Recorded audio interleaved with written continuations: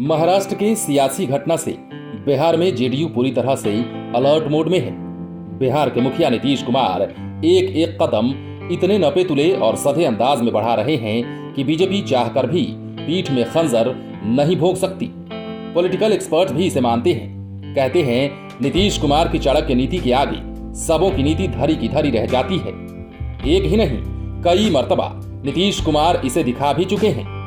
नीतीश कुमार को किसी की धौंस पसंद नहीं है, चाहे वो बीजेपी की हो या फिर आरजेडी की। वे अपने सिद्धांतों से किसी तरह का समझौता नहीं करते हैं और वे अपने सियासी चाल के आगे किसी को टिकने भी नहीं देते। उनकी एक सियासी चाल के निशाने पर कई चीजें एक साथ होती हैं। ऐसा ही बिहार विधानमंडल के मॉनसून सत्र में देखने को मिला। बीजेपी के बाकी खेल को नेता प्रतिपक्ष तेजस्वी यादव ने बिगाड़ दिया। उनकी तेज कूटनीति ने असदुद्दीन ओवैसी को तो झटका दिया ही, उनसे कहीं ज्यादा तगड़ा झटका बीजेपी को दिया है। बीजेपी को तो कुछ बोलते नहीं बन रहा है, पूरी तरह शॉक्ड है। अब उनके नेता मोदी नगर और नीतीश नगर बसाने की बात करने लगे हैं। वे ये जानते हुए कि नए सियासी समीकरण में अब सत्ता का रिमोट एक बार फिर से नीतीश कुमार के हाथ में आ गया है। दरअसल बिहार विधानमंडल के मॉनसून सत्र के बीच में ही बुधवार को सियासी गलियारे में बहुत बड़ा खेला हो गया। इस पॉलिटिकल उलटफेर में ओवैसी की पार्टी तो गई, लेकिन इसका तगड़ा झटका बीजेपी को भी लगा। बीजेपी 3.5 माह में ही नंबर 1 से नंबर 2 की कुर्सी पर आ गई। इस तेज कूटनीति पर बीजेपी को कुछ भी बोलते नहीं बन रहा है, क्योंकि आरजेडी सुप्रीमो लालू प्रसाद यादव के निर्देश पर तेजस्वी यादव ने जो सियासी खेल खेला है, उसके धुरंधर बीजेपी पहले से ही है। कई राज्यों में बीजेपी पहले से दूसरे दलों के विधायकों को तोड़ती रही है। बिहार में भी मुकेश सहनी की पार्टी वीआईपी के 3 विधायकों को अपने दल में मिला लिया था। इसके पहले नीतीश कुमार भी दूसरे दलों के 2 विधायकों को जेडीयू में मिला चुके हैं। ऐसे में दोनों पार्टियों को कड़ा जवाब देते हुए आरजेडी ने एआईएमआईएम के 4 विधायकों को तोड़कर नहले पर दहला मार दिया है। तेजस्वी ने जता दिया है कि हमें भी कोई कमजोर समझने की गलती ना करे। पॉलिटिकल एक्सपर्ट की माने तो बीजेपी ने जब मुकेश सहनी के 3 विधायकों को तोड़कर जिस तरह अपनी पार्टी में शामिल कराया, तभी से आरजेडी ही नहीं, जेडीयू के भी कान खड़े हो गए, क्योंकि मुकेश सहनी के 3 विधायकों के शामिल हो जाने के बाद बीजेपी का विधानसभा में आंकड़ा 77 पर जा पहुंचा। जब बिहार विधानसभा चुनाव 2020 का रिजल्ट आया था, तब बीजेपी 74 विधायकों के साथ दूसरे नंबर पर थी, जबकि उस समय 75 विधायकों के साथ आरजेडी पहले नंबर पर और जेडीयू 43 विधायकों के साथ तीसरे नंबर पर थी। बाद में बसपा के जमा खान और लोजपा के राजकुमार सिंह जेडीयू में शामिल हो गए। इससे पार्टी का आंकड़ा 45 पर पहुंच गया। वहीं बीजेपी ने बड़ा गेम करते हुए मुकेश सहनी के सभी 3 विधायकों को अपने पाले में कर लिया। इससे बीजेपी बिहार में सबसे बड़ी पार्टी बन गई थी। ऐसे में यदि एनडीए में कुछ अनहोनी होती तो बड़ी पार्टी के नाते बीजेपी को फायदा मिलता, क्योंकि राज्यपाल उनके अपने हैं। महाराष्ट्र का सियासी तमाशा सबके सामने है। इससे पहले भी बीजेपी कई अन्य राज्यों में ये खेला कर चुकी है। इससे बिहार में आरजेडी से ज्यादा जेडीयू पर खतरा मंडराने लगा। पॉलिटिकल एक्सपर्ट भी मानते हैं कि यही वजह रही कि बीजेपी का पॉलिटिकल टूल बने आरसीपी सिंह को जेडीयू ने सबसे पहले किनारे किया। किसी तरह की जोखिम नहीं उठाना चाहती है। इसके बाद वो अगले सियासी चाल में जुट गई। हालांकि 2 दिनों पहले जेडीयू के बड़बोले विधायक गोपाल मंडल से जब महाराष्ट्र मामले को लेकर पत्रकारों ने सवाल पूछा, तो उन्होंने ठोक बजाकर कह दिया, ये महाराष्ट्र नहीं है, ये बिहार है। हम लोग खूंटा गाड़ विधायक हैं, किसी की मजाल नहीं कि हमें कोई उखाड़ दे, हमें कोई उखाड़ नहीं सकता। उन्होंने पार्टी का नाम लेकर कहा, बीजेपी में ऐसा कोई आदमी नहीं जो बिहार के मुख्यमंत्री बने। मुख्यमंत्री के लायक सिर्फ नीतीश कुमार ही हैं। बीजेपी अलग चुनाव लड़के देख ले, उसे औकात का पता चल जाएगा। हालांकि महाराष्ट्र की घटना से पूरा देश सतर्क है। इससे आप समझ सकते हैं कि आरजेडी हो या फिर जेडीयू, बीजेपी की सियासी चाल से हर कोई अलर्ट मोड में है। आरजेडी के लोग तो कमेंट भी करते हैं कि बीजेपी से ज्यादा खतरा उसके सहयोगी दलों को ही रहता है। इसी बीच तेजस्वी यादव ने जो खेला कर दिया, उससे अंदरूनी खुशी तो जेडीयू में भी है।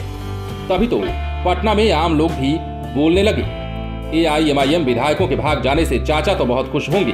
अब आप समझ ही सकते हैं तेजस्वी यादव के बिहार की सियासत में चाचा कौन है। दरअसल 3.5 माह में ही आरजेडी ने बीजेपी को दूसरे नंबर पर ला खड़ा किया है। आरजेडी के पास अब 80 विधायक हो गए हैं, जबकि बीजेपी के पास 77 विधायक ही रह गए।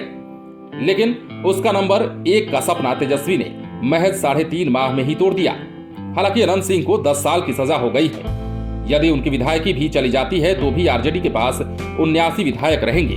मतलब इस स्थिति में भी आरजेडी ही सबसे बड़ी पार्टी बनी रहेगी। ऐसे में एनडीए में कुछ अनहोनी होती है और जेडीयू अलग हो जाता है तो बड़ी पार्टी के नाते आरजेडी को सीधा लाभ होगा। दरअसल इन दिनों बीजेपी और जेडीयू के बीच पटरी गड़बड़ हो गई है। कई मुद्दों पर लड़ाई आमने सामने की हो चली है। जातीय जनगणना से मुंह फुलाए बीजेपी नेता जनसंख्या नियंत्रण कानून को लेकर हमले कर रहे हैं। कभी शिक्षा के मुद्दे पर तो कभी अग्निपथ को लेकर दोनों के बीच नाराजगी चलती आ रही है। मंगलवार को सड़क की लड़ाई सदन के अंदर पहुंच गई।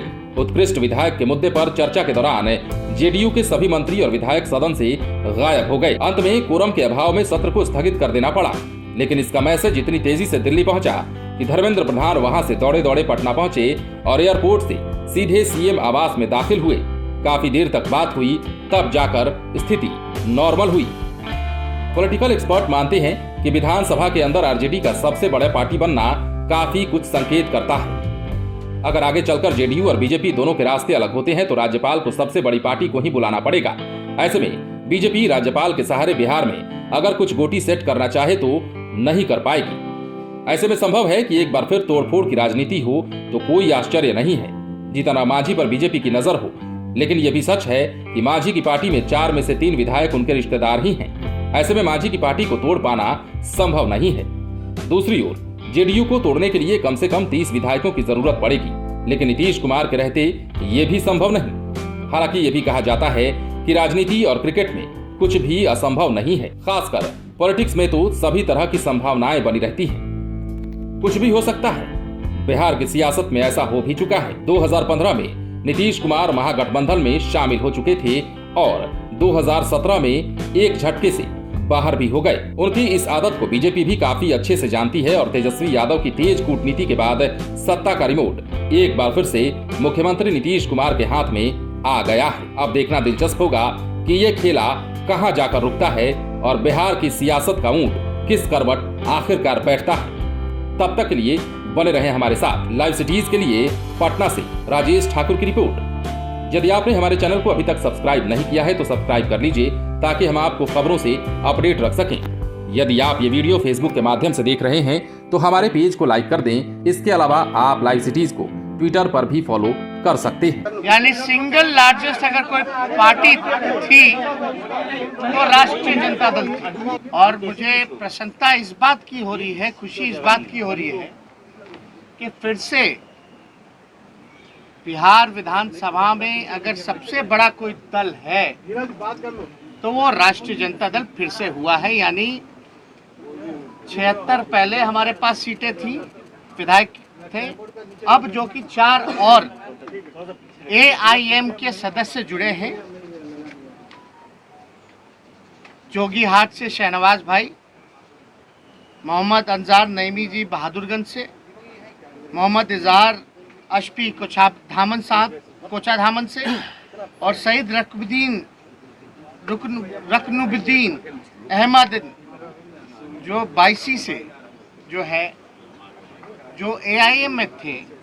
यानी AIM को 5 सीटें मिली थी जिसमें कि 4 विधायक, ये चारों विधायक राष्ट्रीय जनता दल में जुड़े हैं और पार्टी ने स्वीकार्यता दी है।